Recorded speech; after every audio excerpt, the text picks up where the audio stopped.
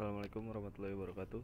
Saya kelompok saya ingin mempresentasikan tentang teori antrian. Di sini tugas terakhir sebelum UAS, teknik riset operasional R02. Kelompok saya terdiri dari Dimas Dwi Cahyo, Putra Dama Ramadan, lalu Dendi Rizka Putra, saya sendiri. Sejarah teori antrian. Antrian yang sangat panjang dan terlalu lama untuk memperoleh giliran pelayanan sangatlah menjengkelkan. Rata-rata lamanya waktu menunggu atau waiting time sangat bergantung kepada rata-rata tingkat kecepatan pelayanan atau rate of service. Teori tentang antrian dikemukakan dan dikembangkan oleh A.K. Erlang, seorang insinyur dari Denmark yang bekerja pada perusahaan telepon di Copenhagen pada tahun 1910. Erlang melakukan eksperimen tentang fluktuasi permintaan fasilitas telepon yang berhubungan dengan automatic dialing equipment, yaitu peralatan penyambungan telepon secara otomatis. Dalam waktu-waktu yang sibuk, operator sangat kewalahan untuk melayani para penelpon secepatnya, sehingga para penelpon harus antri menunggu giliran, mungkin cukup lama. Persoalan aslinya Erlang hanya memperlakukan perhitungan keterlambatan atau delay dari seorang operator. Kemudian pada tahun 1917, penelitian dilanjutkan untuk menghitung kesibukan beberapa operator. Dalam periode ini, Erlang menerbitkan bukunya yang berjudul Solution of Some Problems in the Theory of Probabilities of in Automatic Telephone Exchange. Baru setelah Perang Dunia Kedua, hasil penelitian Erlang diperluas penggunaannya antara lain dalam teori antrian. Dikutip dari Supranto 1987. Pengertian antrian. Menurut Xiaogian, antrian ialah suatu garis tunggu dari nasabah atau suatu yang memerlukan layanan dari satu atau lebih pelayanan. Pada umumnya, sistem antrian dapat diklasifikasikan menjadi sistem yang berbeda-beda, di mana teori antrian dan simulasi sering diterapkan secara luas. Klasifikasi menurut Hill-Ear dan Lieberman adalah sebagai berikut. 1. Sistem pelayanan komersial. 2. Sistem pelayanan bisnis industri. 3. Sistem pelayanan transportasi.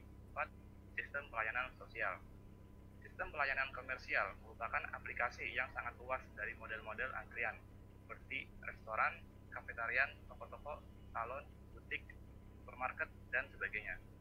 Sistem pelayanan bisnis industri mencakup lini produksi, secara material handling, sistem pergudangan, dan sistem-sistem informasi komputer.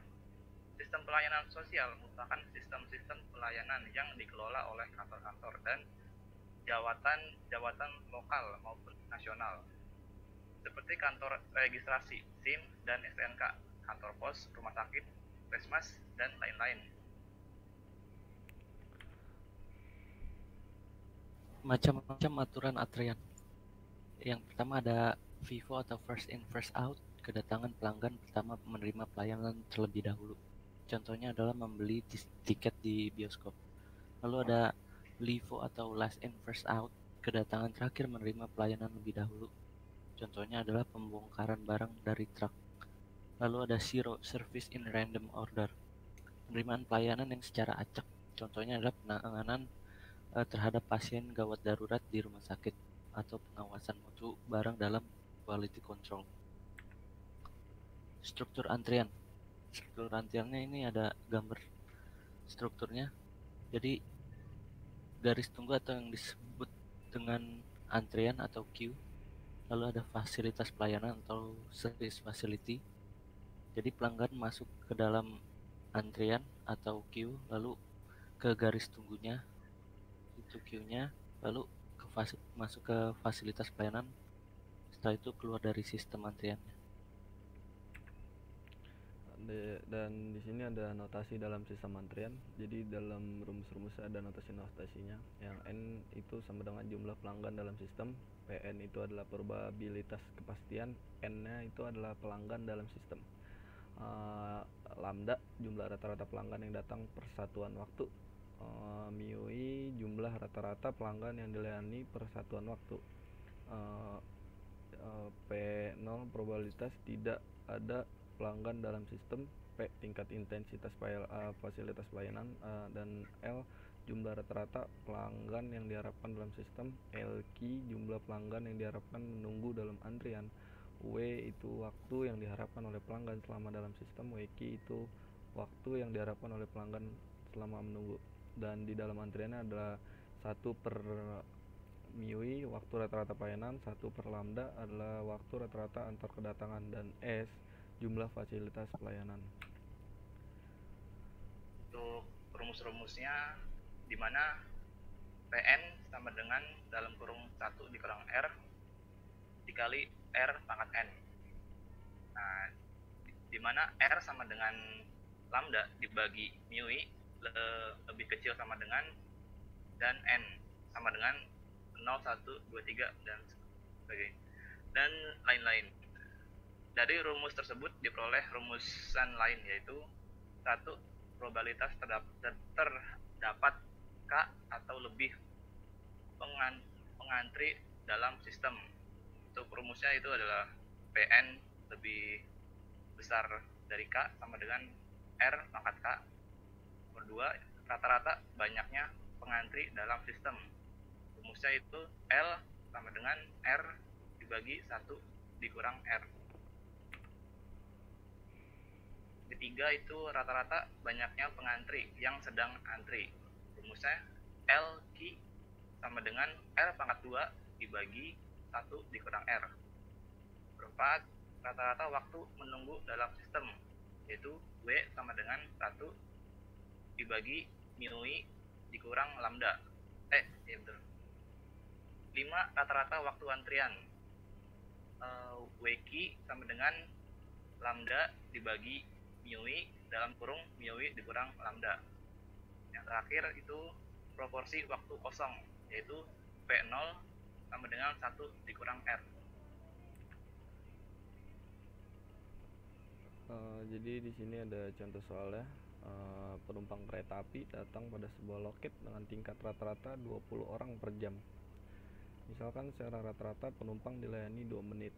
Dan carilah A yang pertama, probabilitas 4 pengantri dalam sistem. Lalu B, rata-rata banyaknya pengantri dalam sistem. C, rata-rata banyaknya pengantri yang sedang antri. D, rata-rata waktu menunggu dalam sistem. E, rata-rata waktu antri. F, proporsi waktu kosong pelayan.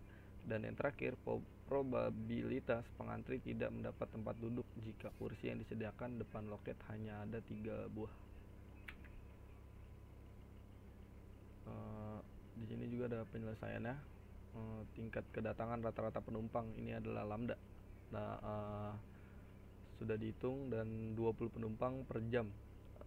Tingkat pelayanan rata-rata MIUI itu adalah 60 menit dibagi 2 penumpang per menit. Jadi ada 30 penumpang per jam. Sehingga R adalah lambda dibagi dengan MIUI atau sama dengan 2/3. Yang pertama, probabilitas 4 pengantri dalam sistem menggunakan rumus P N sama dengan buka kurung 1 kurang R tutup kurung R pangkat N. Di sini ada penyelesaiannya. 4 itu dari pengantrinya, jadi langsung dibuka kurung 1 dikurang R nya itu adalah 2/3. Lalu Rn nya itu adalah 2/3 pangkat 4, N nya itu kan 4, sama dengan 2 pangkat 4 per 3 kali 3 pangkat 4 sama dengan 16/243, dan hasil akhirnya adalah 0,066. Dan yang B itu adalah rata-rata banyaknya pengantri dalam sistem. Rumusnya adalah L sama dengan R per 1 kurang R. Nah, di sini sudah diselesaikan juga. R nya itu adalah 2/3 di per 1 kurang 2/3 yang menghasilkan 2/3 per 1/3, dan hasil akhirnya adalah 2 penumpang. Dem. Rata-rata banyaknya pengantri yang sedang antri. Rumusnya adalah LQ sama dengan R pangkat 2 per 1 dikurang R. LQ sama dengan R-nya adalah 2 per 3, 2 per 3 pangkat 2 dibagi dengan 1 dikurang 2 per 3. Sama dengan dibalik 2 pangkat 2 dikali 3 per 3. Jadi sama dengan 12 per 9 atau hasilnya ada 1,33 penumpang. Rata-rata waktu menunggu dalam sistem rumusnya adalah W sama dengan 1 per mu dikurang lambda. W sama dengan 1 per 30, mu nya 30 dikurang lambdanya 20 sama dengan 1 per 10 jam atau 6 menit rata-rata waktu menunggunya. Lalu rata-rata waktu antrinya WQ sama dengan lambda per mu dikali mu kurang lambda. Lambdanya tadi 20 per mu nya 30 dikali 30 dikurang 20. Hasilnya sama dengan 30 kurang 20, 10, 30 kali 10, 300, 20 dibagi 300 sama dengan 4 menit. Proporsi waktu kosong layan. Rumusnya itu P0 sama dengan 1 dikurang R. P0 sama dengan 1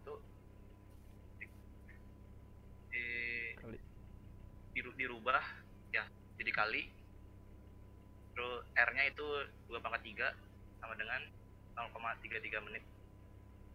Yang G itu probabilitas pengantri tidak mendapat tempat duduk jika kursi yang disediakan depan loket hanya 3. Rumusnya itu Pn lebih besar dari K sama dengan R pangkat K. Pn lebih besar Pn lebih besar dari 5 sama dengan yang R-nya itu 2 per 3, K-nya itu 5.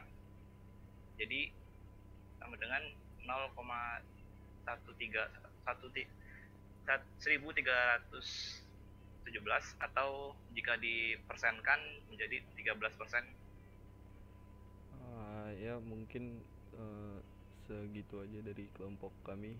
Kurang lebihnya mohon maaf. Wassalamualaikum warahmatullahi wabarakatuh.